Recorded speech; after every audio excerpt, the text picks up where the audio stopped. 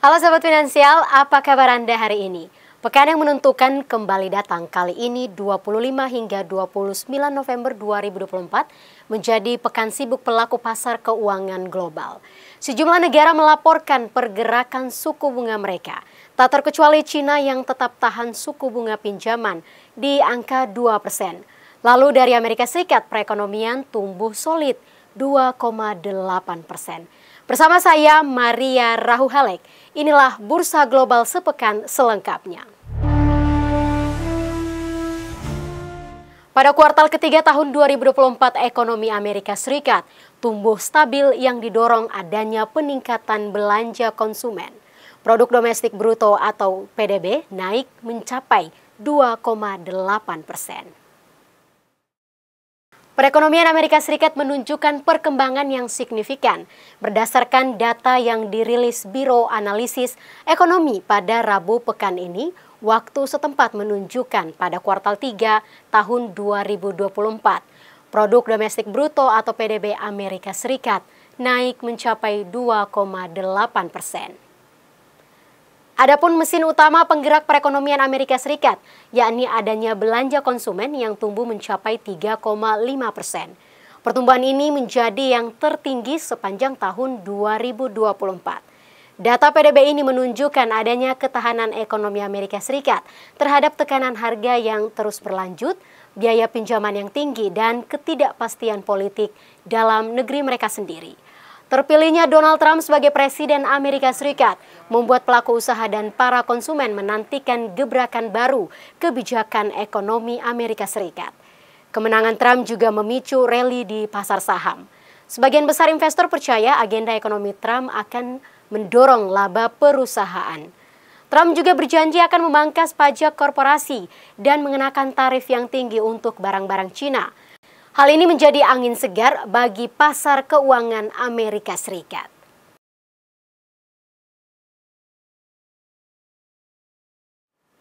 Masih dari Amerika Serikat, indeks pengeluaran konsumsi pribadi atau Personal Consumption Expenditure Price Index atau PCE tercatat naik pada periode Oktober 2024. Indeks PCE inti yang tidak termasuk makanan dan energi yang mudah berubah naik 2,8% secara tahunan dan 0,3% secara bulanan.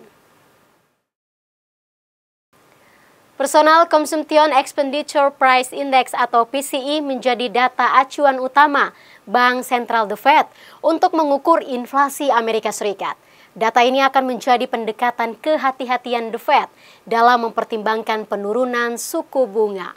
Berdasarkan data Biro Analisis Ekonomi Amerika Serikat yang dirilis pada Kamis pekan ini waktu setempat, mencatat pada Oktober 2024, indeks PCE inti yang tidak termasuk makanan dan energi yang mudah berubah naik 2,8% secara tahunan dan 0,3% secara bulanan.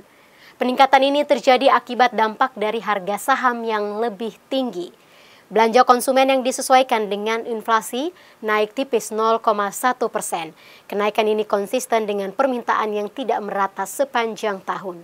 Kenaikan inflasi disebabkan oleh harga jasa yang mencerminkan lonjakan biaya pengelolaan portofolio yang bertepatan dengan kenaikan harga saham. Lalu indeks harga jasa inti naik 0,4% dari bulan sebelumnya. Angka ini menjadi yang tertinggi sejak Maret lalu. Pengeluaran jasa yang merupakan bagian terbesar dari konsumsi rumah tangga juga naik 0,2% dari bulan sebelumnya. Meski pasar tenaga kerja Amerika Serikat membaik, namun biaya hidup yang tinggi masih membebani anggaran rumah tangga warga Amerika. Itu menjadi alasan bagi mereka untuk mengurangi pengeluaran hadiah Natal dan libur akhir tahun. Kita beralih ke Cina. Kinerja perusahaan sektor industri kembali tertekan untuk bulan ketiga secara berturut-turut. Laba perusahaan sektor industri turun 10% pada Oktober 2024 jika dibandingkan dengan periode yang sama pada tahun lalu. Laba perusahaan sektor industri di Cina mengalami penurunan pada Oktober 2024. Penurunan dipengaruhi oleh deflasi harga produsen yang memburuk dan lemahnya penghasilan pabrik. Berdasarkan data Biro Statistik Nasional yang dirilis pada Rabu pekan ini waktu setempat, mencatat laba perusahaan sektor industri turun 10% jika dibandingkan dengan periode yang sama pada tahun lalu. Angka ini lebih baik jika dibandingkan dengan penurunan tajam pada September 2024 yang mencapai 27,1%. Secara keseluruhan, laba sektor industri turun 4,3% dalam 10 bulan pertama di tahun ini jika dibandingkan dengan periode yang sama pada 2023. Data kinerja ini menjadi gambaran awal neraca keuangan perusahaan sektor industri yang mampu bertahan selama 1 bulan penuh pasca pemberian stimulus keuangan oleh otoritas Beijing. Laba perusahaan sektor industri menjadi indikator penting kesehatan keuangan pada manufaktur, tambang, dan utilitas yang pada akhirnya akan mempengaruhi pola investasi perusahaan. Sementara itu, keuangan sejumlah perusahaan jadi lebih tertekan setelah Cina menghadapi lemahnya daya beli masyarakat dan periode deflasi terpanjang sejak tahun 1999. Harga produksi tercatat turun lebih cepat pada Oktober 2024, namun output industri jalan di tempat. Masih dari China, People's Bank of China atau PBOC menetapkan suku bunga fasilitas pinjaman jangka menengah 1 tahun tetap di angka 2%. Langkah tersebut menunjukkan otoritas moneter China tetap sabar dalam meningkatkan stimulus perekonomian. Bank Sentral China atau People's Bank of China atau PBOC mempertahankan suku bunga pinjaman tidak berubah setelah terakhir kali memangkasnya pada September lalu. Pada Senin pekan ini, waktu setempat PBOC mengumumkan suku bunga fasilitas pinjaman jangka menengah 1 tahun tetap di angka 2%.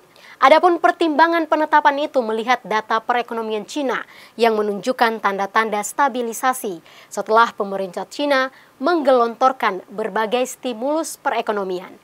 Kini mereka tengah sibuk mengembalikan ekonomi ke target pertumbuhan 5%.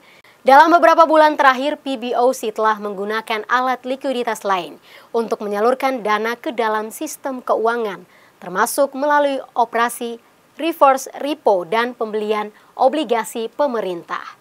Cina juga terus memperbarui kerangka kerja suku bunga kebijakannya untuk mempengaruhi biaya pinjaman pasar secara lebih efektif.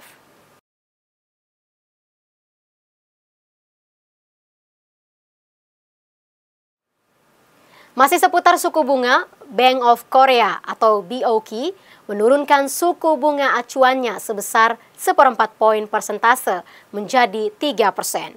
Kondisi itu dilakukan sebagai respon pencegahan terhadap perang dagang yang meningkat pasca kemenangan Donald Trump. Bank Sentral Korea Selatan atau Bank of Korea atau BOK menurunkan suku bunga acuan yang diumumkan pada Kamis pekan ini waktu setempat. Penurunan suku bunga dilakukan sejalan dengan penurunan proyeksi pertumbuhan ekonomi Korea Selatan. Bank Sentral menurunkan suku bunga acuan sebesar 1/4 poin persentase menjadi 3%. Mereka juga menurunkan proyeksi pertumbuhan ekonomi untuk tahun 2025 menjadi kurang dari 2%. BOK memperkirakan pertumbuhan ekonomi hanya akan terjadi sebesar 1,9% dibandingkan proyeksi awal sebesar 2,1%.